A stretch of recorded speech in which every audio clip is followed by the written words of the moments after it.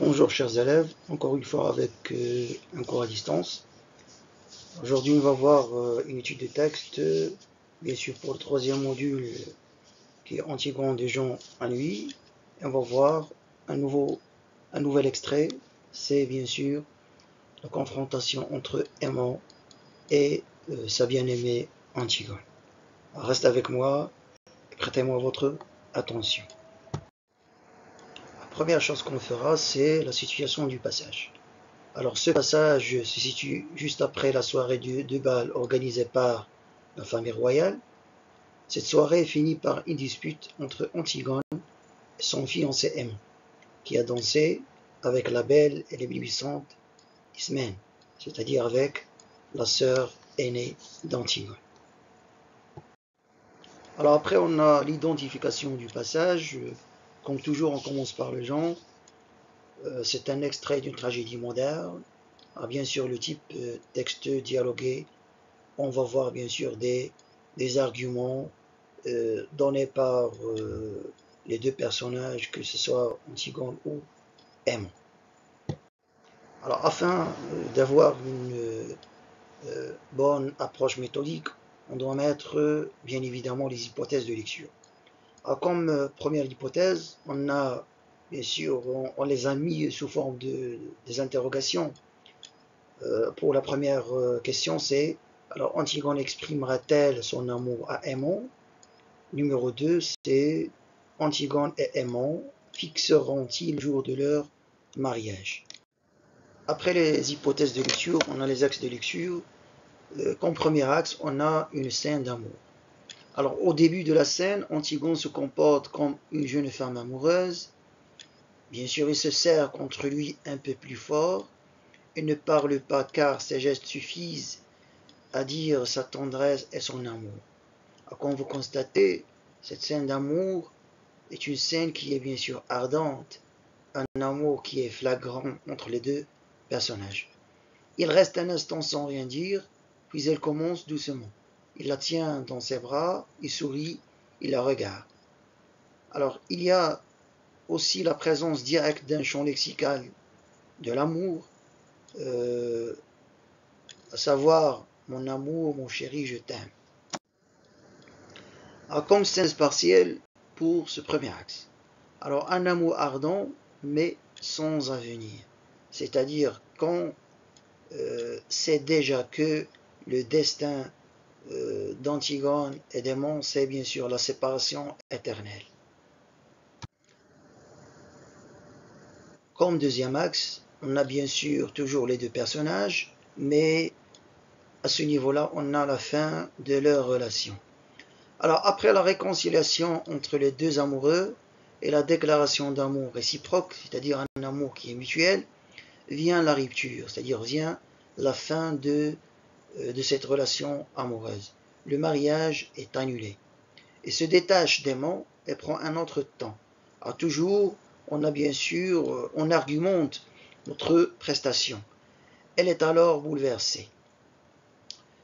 Enfin, elle repousse Aimant, instaurant entre elle et lui une distance physique, mais aussi une distance par la dureté de ses paroles. Et elle ajoute, se détournant dur.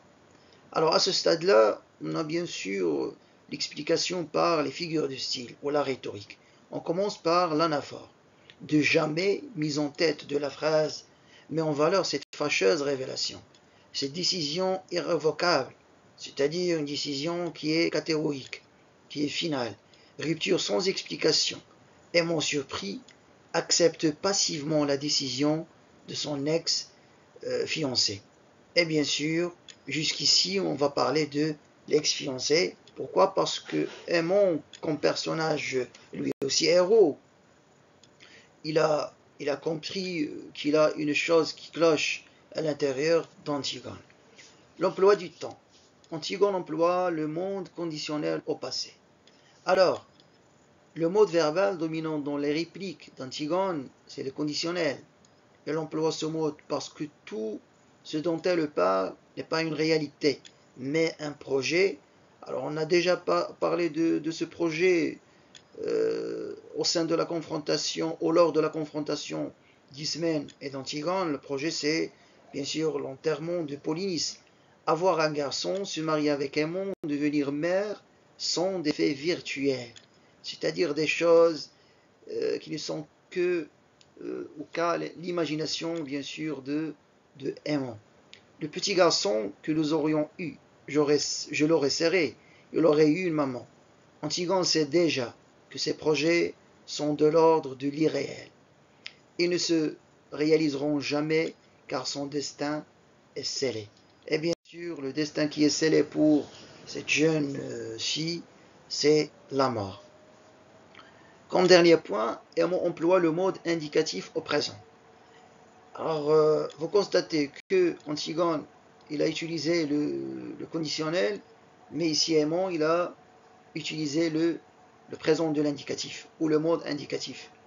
Aimon croit que le bonheur est possible, c'est-à-dire toujours elle est rêveur, toujours elle essaye de songer, elle essaye de, bien sûr, de dessiner à l'intérieur de son imagination, de son cerveau qu'il va épouser, qu'il épousera bien sûr Antigone et qu'ils auront des enfants, etc.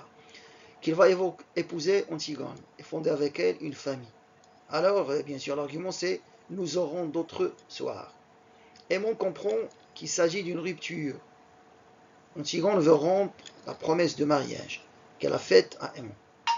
Mais, en fait, Antigone est sur le point d'entreprendre une action dangereuse qui compromet sa vie.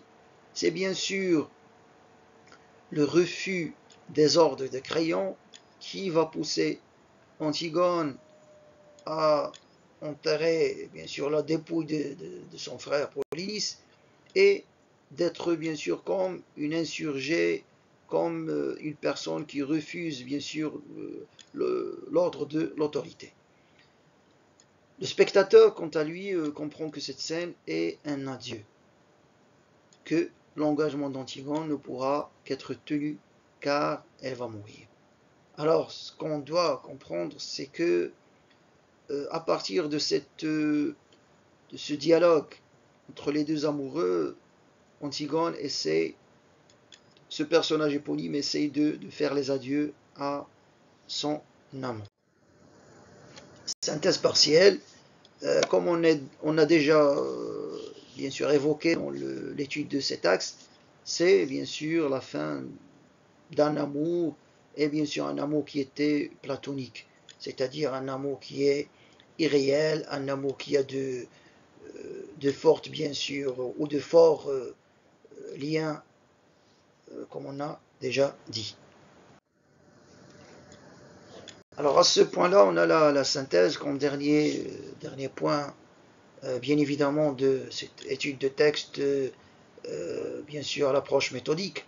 Le passage se prépare pour un coup de théâtre, c'est-à-dire un coup de théâtre. Lorsqu'on dit un coup de théâtre, si on le compare avec, bien sûr, le schéma narratif, c'est bien sûr le bouleversement des événements, c'est l'élément perturbateur en quelque sorte. La fin de la relation de fiançailles, et par conséquence de mariage, c'est-à-dire un mariage qui était annulé, il n'aura pas bien sûr lieu, entre la princesse Antigone et le prince Aimon. C'est un événement inattendu, imprévu, qui va certainement introduire un changement dans la suite de l'intrigue, c'est-à-dire de l'histoire. La fin de la relation montre qu'Antigone a décidé de mourir en se sacrifiant pour le devoir d'enterrer son frère Polynice. Alors grosso modo, Antigone se sacrifie en cédant bien sûr à son mariage, à sa promesse, et en tenant bien sûr une autre promesse qui est une promesse intérieure entre elle et elle-même, en essayant bien sûr d'enterrer son frère déjà mort. Bonne continuation de cours, patience, persévérance chers élèves, et à bientôt.